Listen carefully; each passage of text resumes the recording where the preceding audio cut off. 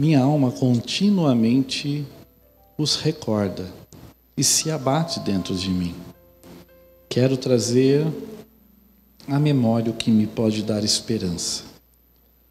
As misericórdias do Senhor são a causa de não sermos consumidos, porque as suas misericórdias não têm fim. Renovam-se cada manhã. Grande é a tua fidelidade. A minha porção é o Senhor. Diz a minha alma, portanto esperarei nele. Bom é o Senhor para os que esperam por ele, para a alma que o busca. Bom é aguardar a salvação do Senhor e em silêncio. Pai, estamos diante da tua palavra, Senhor. Uma palavra profética, Senhor, mas ao mesmo tempo uma palavra, Senhor, que reflete a vida do orador.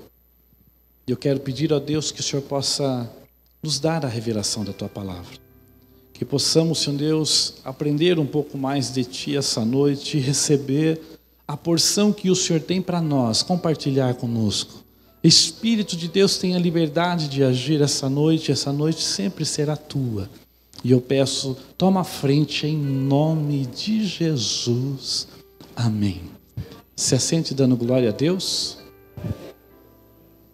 Aleluia.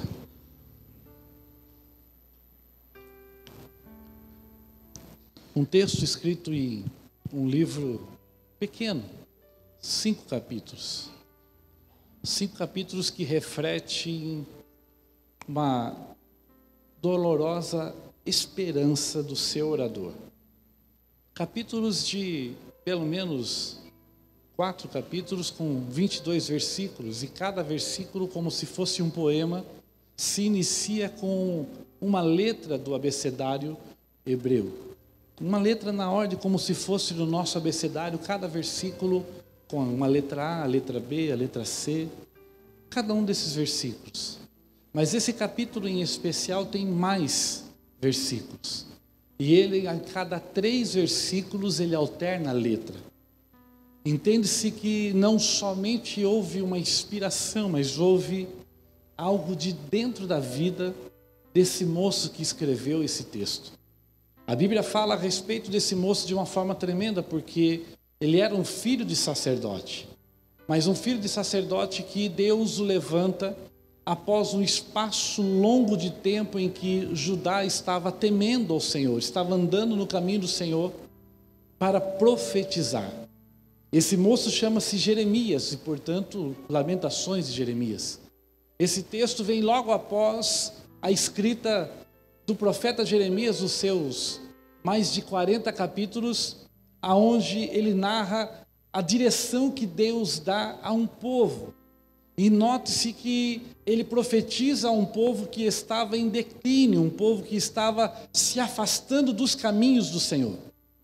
A profecia de Jeremias não encontra um povo temente a Deus, mas encontra um povo crente, que achava que por conta do templo, Deus guardaria os seus corações. Um povo que achava que por conta do templo, por conta da casa feita por Salomão, eles estariam seguros e tinham posto à prova Deus durante todo aquele tempo, porque pouco tempo atrás havia um domínio todo, um povo que dominou todas as terras, inclusive Israel, que era o reino norte, tinha sido levado cativo, mas eles não tinham sido atingidos. E a Bíblia fala que por conta disso eles entenderam que o templo era a solução. Que porque o templo de Salomão estava em Jerusalém, dentro da sua casa, eles não seriam atingidos pelos inimigos e, portanto, disso, começaram a andar não segundo a vontade de Deus, mas começaram a andar segundo as suas próprias vontades, alguns até mesmo direcionados pela religião pagã, se desviando da vontade de Deus, mas sempre se colocando aos sábados diante do templo, achando que o templo seria a solução. A Bíblia fala que Jeremias se levanta para profetizar e a parte inicial das suas palavras proféticas são direcionadas contra o templo. Imagine alguém naquela época na porta do templo profetizando contra o templo. É a mesma coisa de Deus levantar um profeta na frente de uma igreja contemporânea que você conhece para profetizar contra aquela igreja que estava na porta. Algo similar aconteceu quando a reforma da igreja aconteceu. Um homem de dentro de uma igreja levantou-se e escreveu 95 teses e colocou na porta da igreja. Jeremias era um homem similar, mas Jeremias começou a profetizar que tudo daria errado para Israel. Agora, o conceito maior daquilo que Jeremias estava profetizando é que ele era o único que profetizava isso. Israel não tinha só Jeremias como profeta, haviam muitos profetas, e a maior parte deles, temendo o rei, profetizava sempre o que o rei queria ouvir, e não aquilo que Deus queria falar. A Bíblia fala que o rei estava tranquilo, porque estava rodeado de um grupo de profetas que profetizavam o que ele queria ouvir. E aquela obra que ele estava executando como rei era a vontade de Deus. E assim o rei se desviava, e quanto mais se desviava, levava o povo junto com ele. Mas Jeremias diariamente ia à frente do templo e profetizava: essa casa não vai subsistir. Dizer contra o templo de Jerusalém ou contra o templo feito por Salomão, a casa de Deus, que ela não ia subsistir, era para um judeu como se fosse uma blasfema. Um profeta então, que agora se levantava contra a casa de Deus e era considerado um blasfemo, é lançado até mesmo dentro de um poço, é lançado dentro de prisões. Mas tudo isso que Jeremias passou, em nenhum momento apartou da boca dele a palavra da verdade de Deus.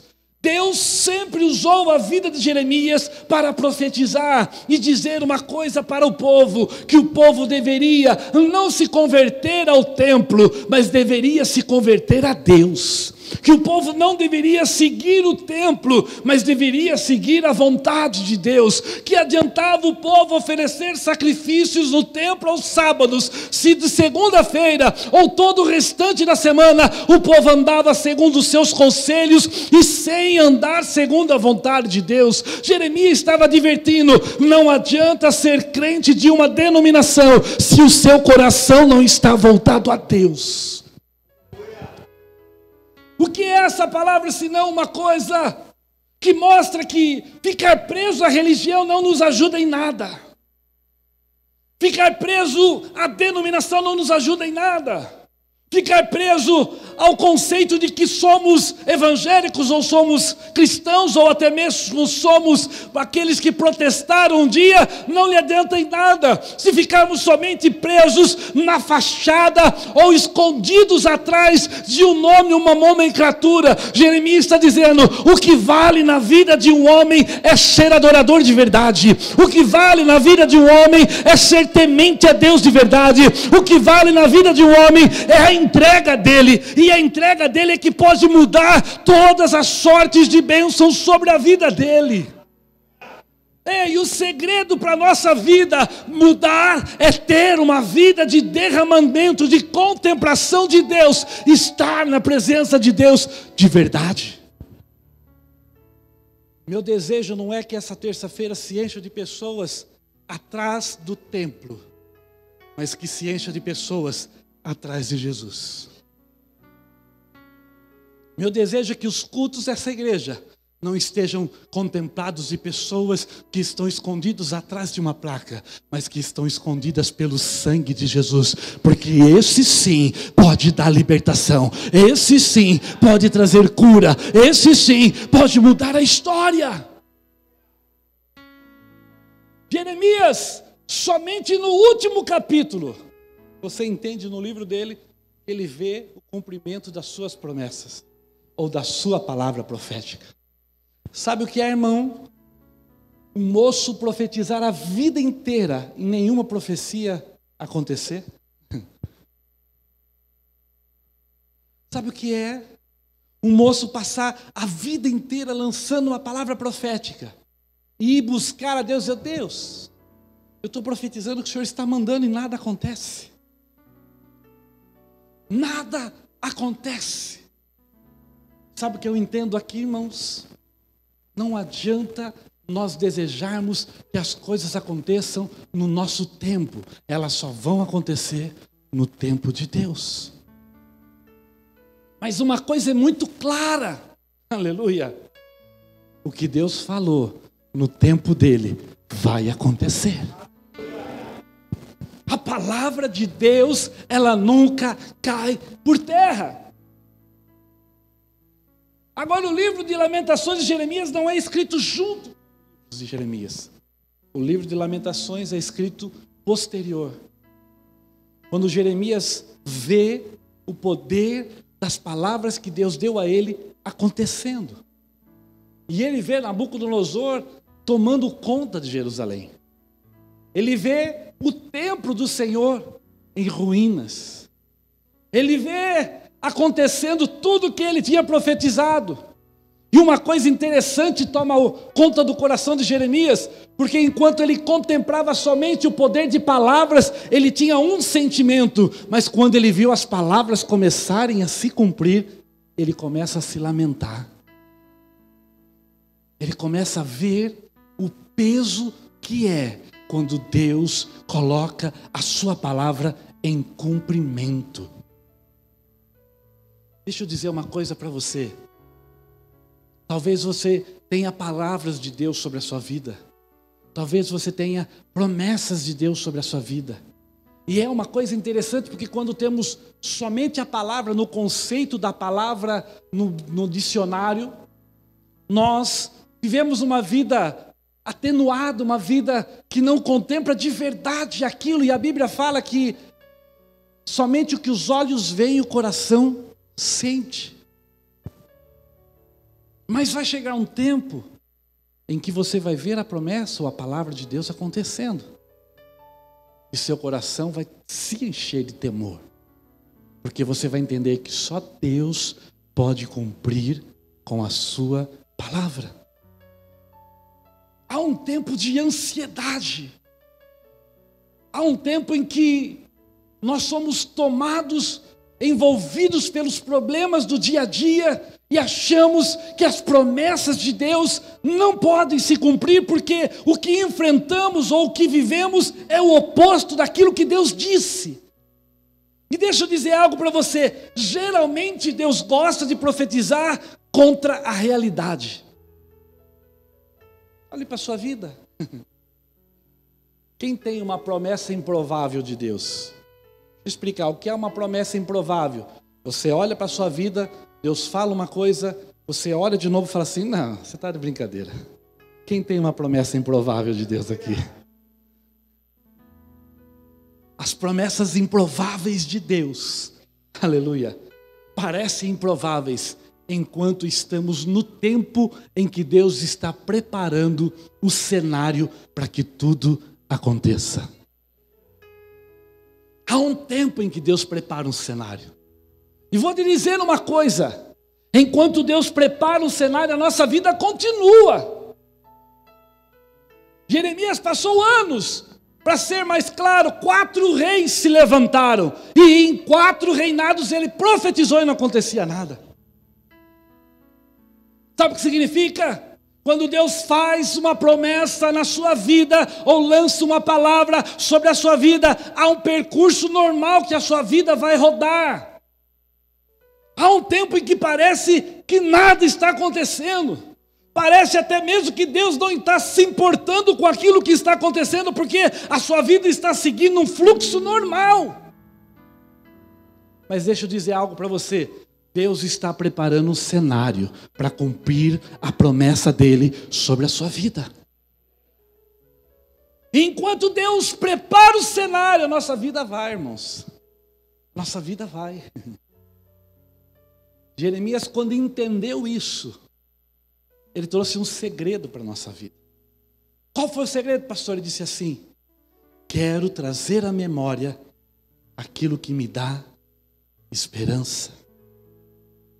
Jeremias estava dizendo claramente: em dias difíceis, se você não estiver firmado nas promessas do Senhor, você será vencido pelos teus problemas. Em dias de dificuldade, vou dizer algo: não existe como pregar o Evangelho sem dizer que haverá dias maus. Porque muitas vezes sintonizamos ou no YouTube ou na televisão e vemos tantos profetas dizendo que não haverá dias maus, que se você for para a igreja A ou B, ou até mesmo for para o Evangelho, tudo vai mudar na sua vida. E se eu prometer isso para você, a minha palavra vai cair por terra, porque o próprio Jesus disse: no mundo tereis aflições. Jeremias está narrando aqui um contexto, dizendo assim: no dia da aflição, traga à memória aquilo que vai te dar esperança, porque a tua esperança é Cristo. Traga à memória aquilo que Deus tem prometido na sua vida, porque se existe uma coisa verdadeira, e até o diabo acredita nisso, é que a palavra de Deus não cai por terra, ela se cumpre, ela é verdadeira, ela é fiel, ela é viva, ela é eficaz, ela entra e penetra na divisão da alma, do espírito, ela pode mudar a sua história. A palavra de Deus, ela é fiel. Diga teu irmão, siga assim: a promessa de Deus é fiel, irmão. Porque fiel é quem te prometeu.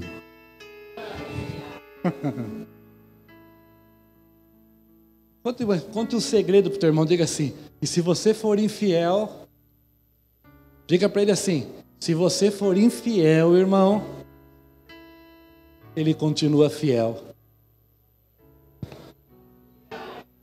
Deus sempre é fiel. Deus sempre é fiel. Por isso Jeremias está dizendo assim: para enfrentar esses dias, aleluia, traga a memória. Ele está dizendo assim: entenda uma coisa, que existe algo que sempre vai sustentar a sua vida de pé, e isso se chama misericórdia.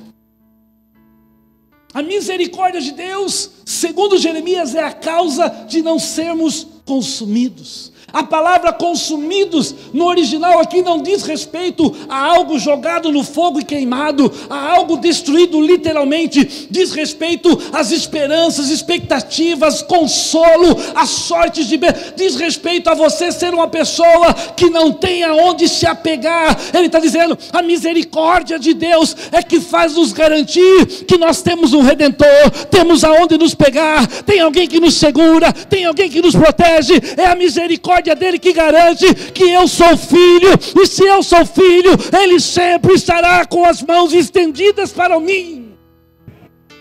Nós não somos alguém largado, alguém deixado, alguém abandonado. Não, nosso Deus não é um Deus que abandona filhos. O nosso Deus é um Deus que sempre se preocupa com os seus filhos. E Ele está dizendo: a misericórdia do Senhor não vai deixar nos consumir, não. Nós vamos continuar com a esperança que ela se renova a cada manhã.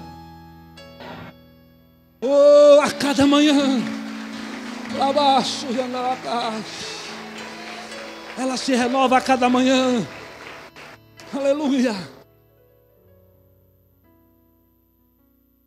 misericórdias do Senhor são a causa de não sermos consumidos, porque as suas misericórdias não têm fim. A tua irmã diga assim: sua paciência tem fim.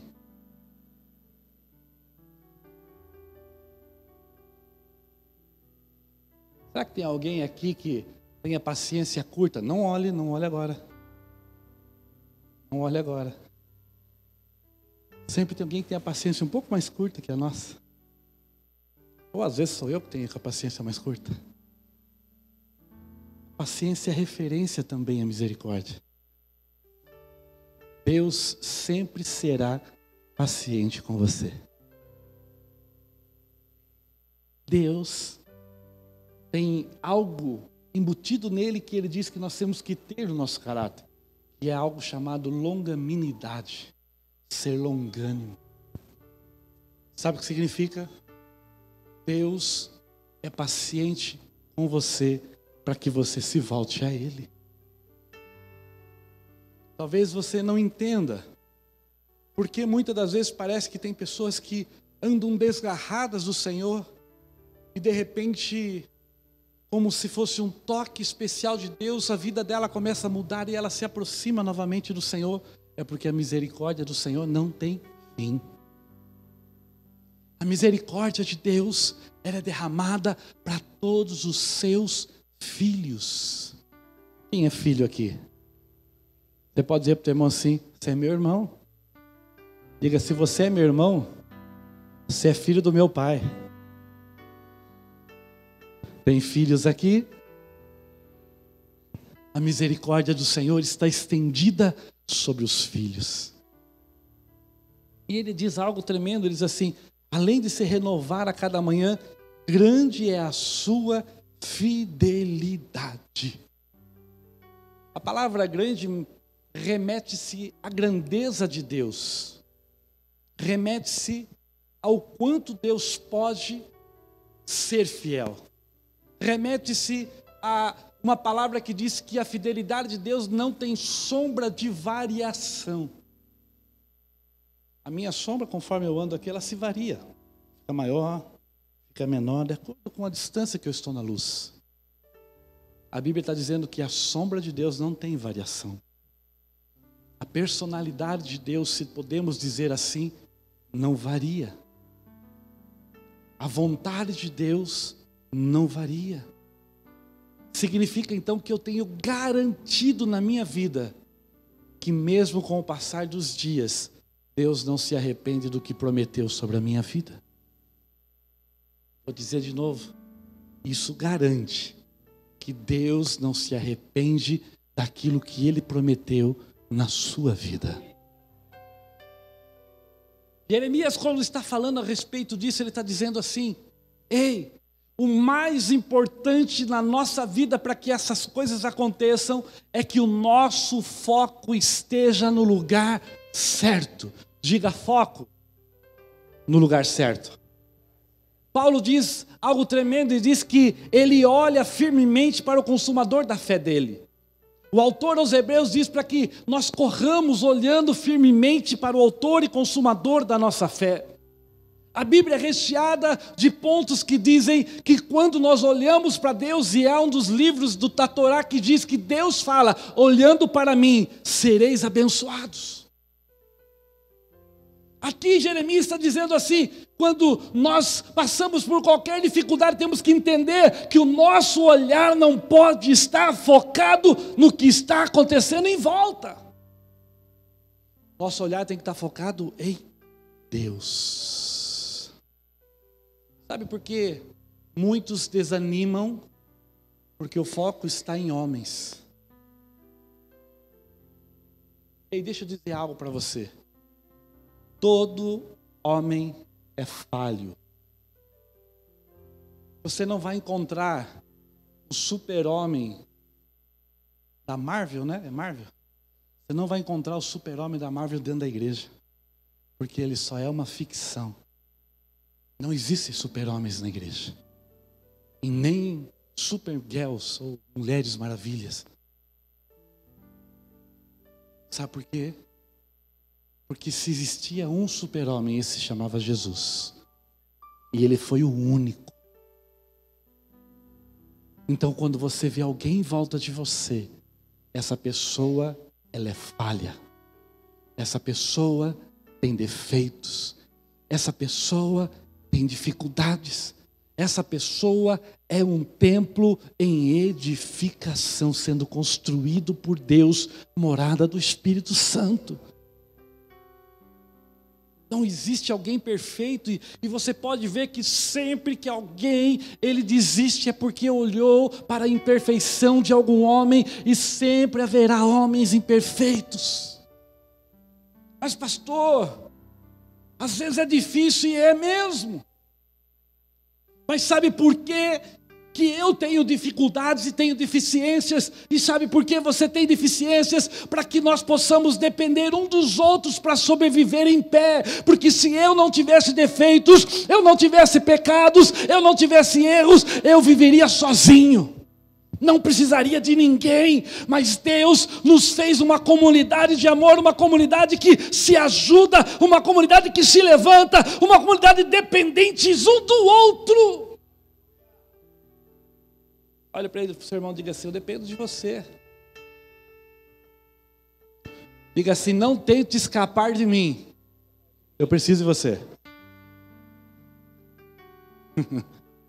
Fale para quem está atrás também, fale: preciso de você, irmão.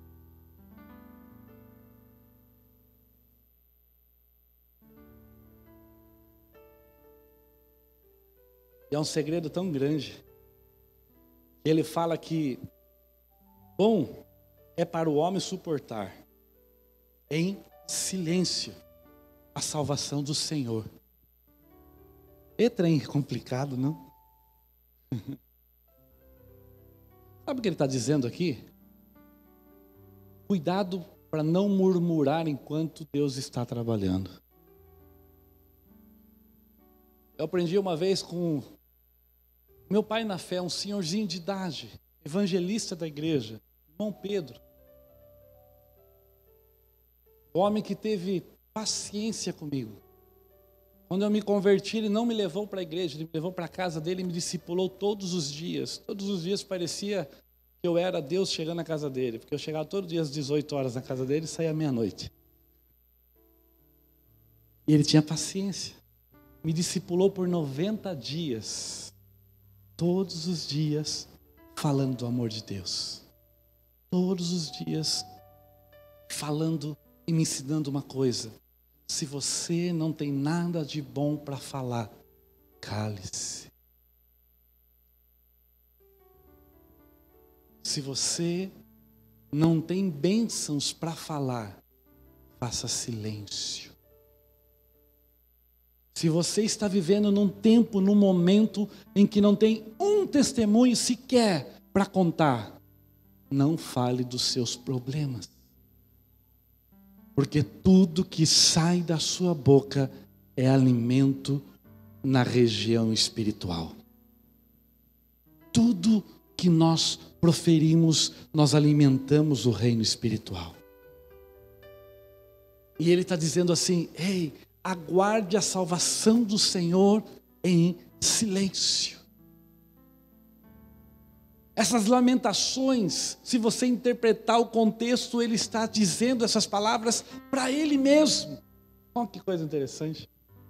Porque as profecias ele já tinha entregado para o povo, agora ele estava recuado e sozinho.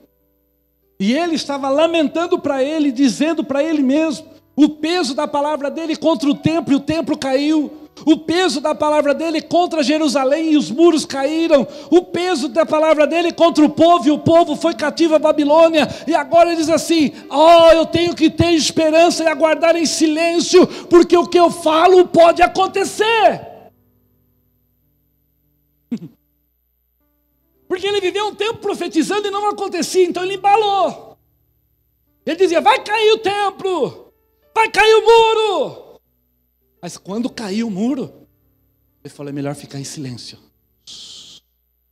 Porque se eu não tenho palavras de edificação, eu não vou liberar palavras de murmuração. Se eu não tenho palavras para abençoar, eu não vou liberar palavras para amaldiçoar.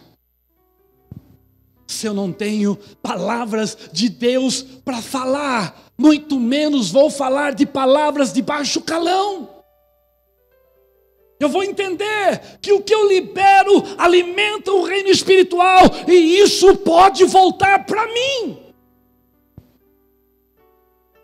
Porque é uma onda de semeadura e colheita, semeadura e colheita, semeadura e colheita. Diga comigo assim: dos meus lábios sairão palavras de bênção. Abençoe alguém do seu lado com uma palavra de bênção. Abençoe alguém.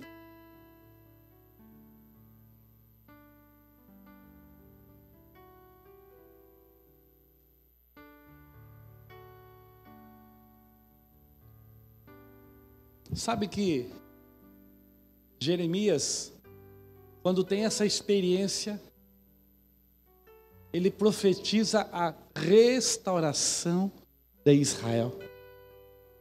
É uma coisa tremenda, porque como um homem que só profetizou destruição, de repente, ele profetiza a restauração. Parece um choque. Mas ele entendeu que há um tempo para todas as coisas. Deixa eu dizer algo para você.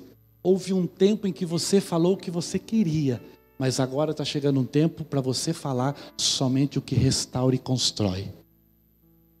Houve um tempo em que você falou o que você sentia no seu coração. Hoje Deus está te dizendo, resguarda o teu coração e começa a profetizar restauração. Resguarda o teu coração e começa a profetizar as promessas que Deus tem na sua vida. Guarda o teu coração e começa a dizer que a palavra do Senhor, ela não passará. Passará céus e terras, mas a palavra do Senhor há de se cumprir sobre as nossas vidas.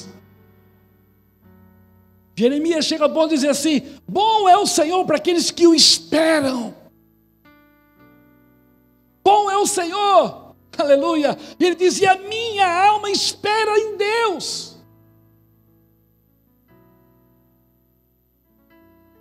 Jeremias está dizendo que eu tenho que entender, que eu tenho que lançar palavras e aguardar, porque no tempo certo virá o cumprimento delas. Ele está dizendo que quando eu tenho o poder da palavra ao meu favor, e a palavra nós temos, ela é escrita, e eu lanço as promessas de Deus, elas voltam para mim, para se cumprir. Sabe quantas palavras você tem para lançar? A Bíblia tem mais de 8.000 promessas contextuais, mais de 2.000 promessas diretas. Só no livro de Deuteronômio, capítulo 28, tem mais de 100 para aqueles que amam a Deus. Mas tem mais de 200 para aqueles que não querem esperar em Deus, contra Ele. Diga comigo, Senhor, eu vou usar a promessa de Deus, a palavra de Deus, a meu favor.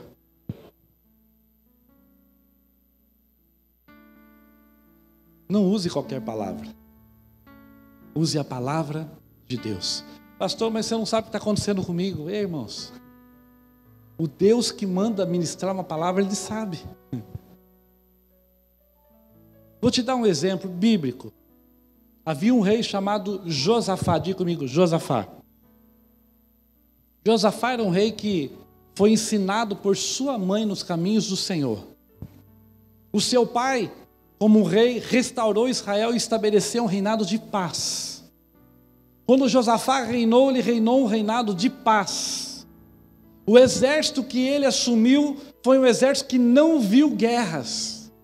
Não era um exército preparado para guerras. Em um determinado tempo do seu reinado, diz a Bíblia que 3 reis se reuniram, 3 nações se uniram e 3 nações disseram, vamos derrubar Jerusalém. Como sempre existem mensageiros de más notícias, alguém correu e disse, Josafá, vem contra ti 3 reinos armados e eles vêm para te destruir. Josafá foi bem ensinado. Porque quando nós somos bem ensinados pela palavra e o Espírito de Deus nos ajuda, nós fazemos tudo segundo a palavra, não perdemos o controle. Porque medo faz parte da segurança do ser humano. Porque se você perder o medo, você põe a mão no fogo e vai queimar. Você não põe a mão no fogo porque você tem medo e você sabe que vai queimar. O medo está implícito. O que nós não podemos é perder o controle quando estamos com medo. Quando o medo bate contra a nossa vida, nós temos que estar atento que existe um Deus do céu que está sempre olhando por nós e vai nos ajudar. A Bíblia diz assim, e Josafá teve medo, mas pôs-se a buscar ao Senhor. apregoou um jejum. Ele disse: eu vou jejuar, quem está comigo? Fazer isso na sua casa é bom. Chamar a família para o jejum, para a consagração é ótimo. Propósitos com Deus. E quando ele reuniu o grupo de pessoas que estavam com eles, e diz a Bíblia que foi todo o povo, que na hora da dificuldade todo mundo entra no estreito. E a Bíblia diz que ele vai para a frente da casa de Deus. E quando ele vai para a frente da casa de Deus, ele não fala palavras vãs. Ele não fala palavras de efeito. Ele não fala palavras do sentimento que estava no coração dele. Ele usa a Bíblia. Ele usa a palavra de Deus. Ele usa os ensinamentos que ele recebeu dos seus pais. Ele usa o conceito e o conhecimento que ele tinha de Deus. E ele abre a boca e diz assim: Deus dos meus pais, o Senhor disse que se tivesse peste, ou fome, ou guerras, qualquer coisa que viesse contra nós, nós deveríamos nos apresentar diante a tua casa, e o Senhor que está nos céus ouviria as nossas orações. Ele usou o que estava escrito. Sabe o que eu quero dizer para você? Use a favor da tua vida o que está escrito, porque o que está escrito não cai por terra. A palavra é firme e fiel, e ela rompe as barreiras necessárias para vencer as dificuldades. Use a promessa.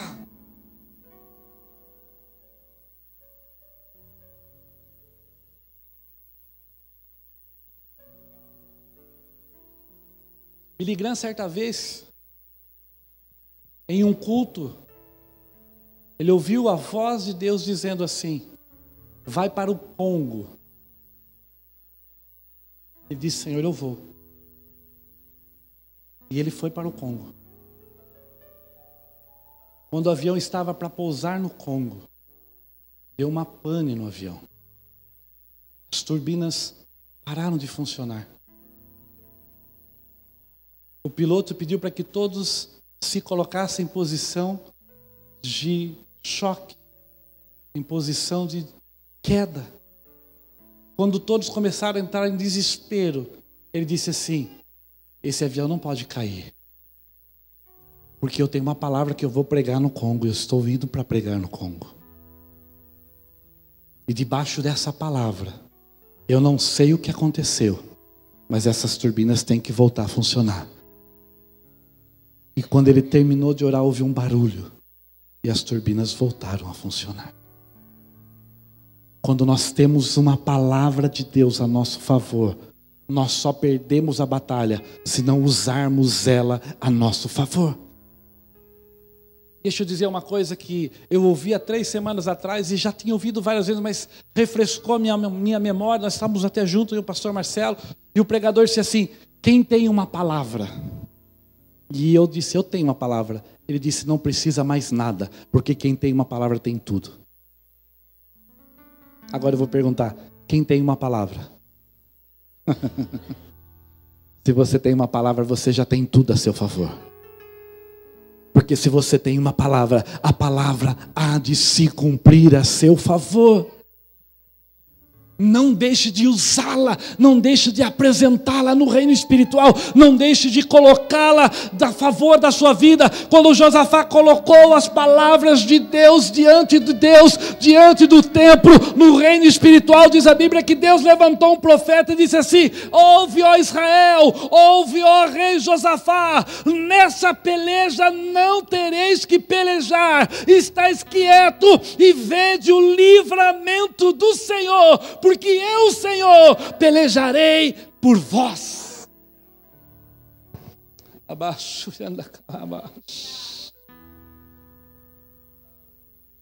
Deixa eu dizer algo para você. A promessa vai trabalhar a seu favor.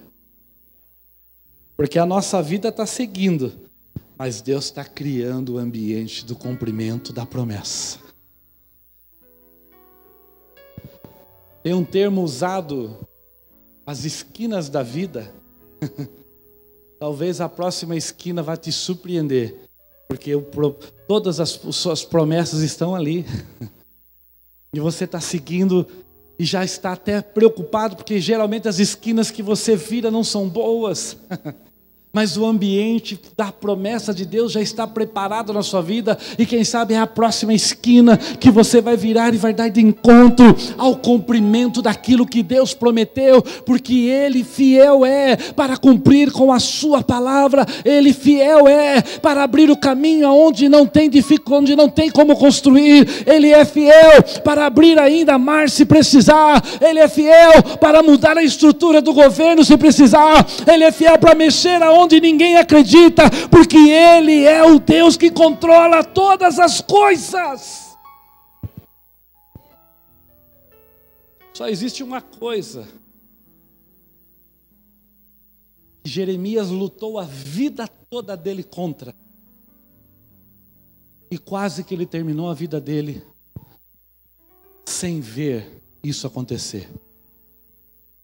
Ele lutou contra pessoas que não acreditavam no poder que existe na palavra de Deus. Só existe uma coisa, irmãos, só uma coisa, que nos impede de chegar na promessa, é não acreditarmos que ela é verdadeira.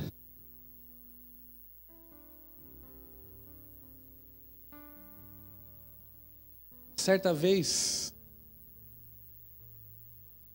uma irmã em uma igreja que eu pastoreava, eu pastoreei ela por algum tempo, anos. E uma certa vez eu cheguei para ela e falei: irmã, eu não aguento mais. Palavra de um pastor para a ovelha. Não aguento mais. Parece que quanto mais Deus fala com você, mais você diz: eu não acredito. O que é que acontece com você? Que Deus fala que está te curando e você está arrumando doenças novas. Não podia haver uma doença nova, inédita, que era inédito, ela tinha. Eu já estava jogando a toalha porque ela se autodiagnosticava, e não para tomar remédio, para dizer de doenças. Aparecia com os nomes de doença que nem eu sabia. Que trem é esse? Aí eu vi na internet os sintomas e eu estou sentindo isso. E Jesus falava de salvação, ela dizia que não ia acontecer. Falava de mudança financeira, ela dizia que não tinha jeito. Aí um dia eu falei para ela: irmã, não dá, eu desisto. Ela olhou para mim e falou: pastor, você está desistindo de mim? Eu falei: é. Ela baixou a cabeça e olhou para mim e mudou minha percepção. Ela disse assim: será que Jesus um dia vai desistir de mim?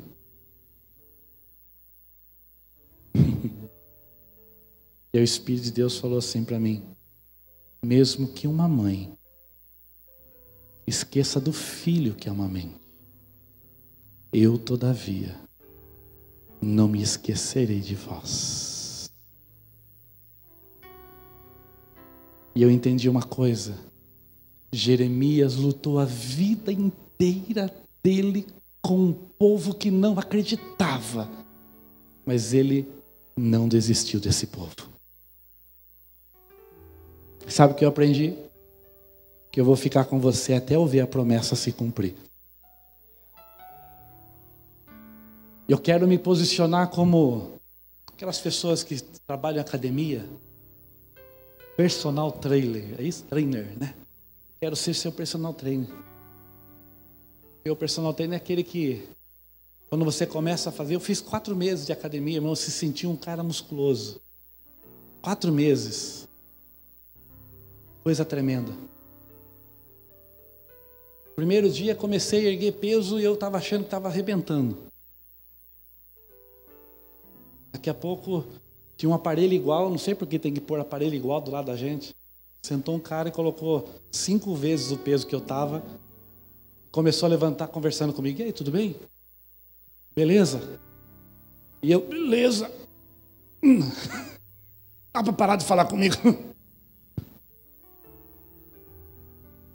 E esse cara falou para mim assim: tem que fazer 4 séries. Eu estava na terceira já jogando a toalha.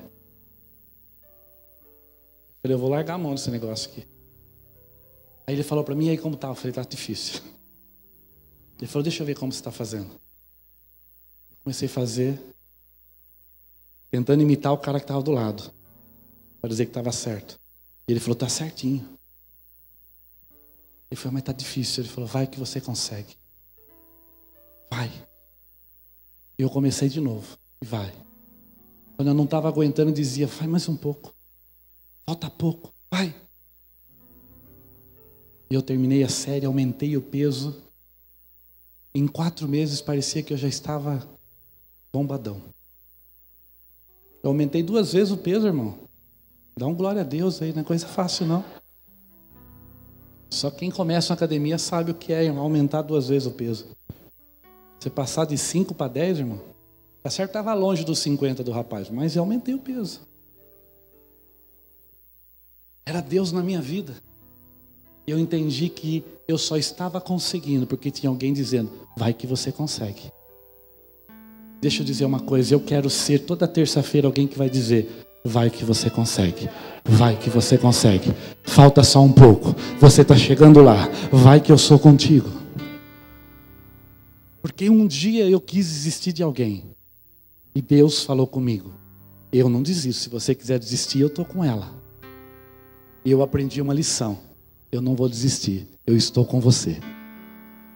Eu vou com você até onde você precisar. Nós estaremos juntos, porque a palavra de Deus, eu não tenho garantia pessoal nenhuma, mas a garantia eu tenho que a palavra de Deus, que é pessoal dele, que vem dele, é por ele, vai se cumprir na sua vida. Então se hoje você está ali com pouca força para caminhar, eu quero te ajudar a levantar para essa caminhada, porque eu sei que logo ali na frente, não é lá longe não, é logo ali, é pertinho ali, a promessa está te esperando, porque fiel é Ele para cumprir com todas as suas promessas. Por isso hoje eu quero te dizer, eu quero trazer à memória o que me dá esperança, porque o que me dá esperança são as promessas que vão se cumprir, e eu vou vê-las.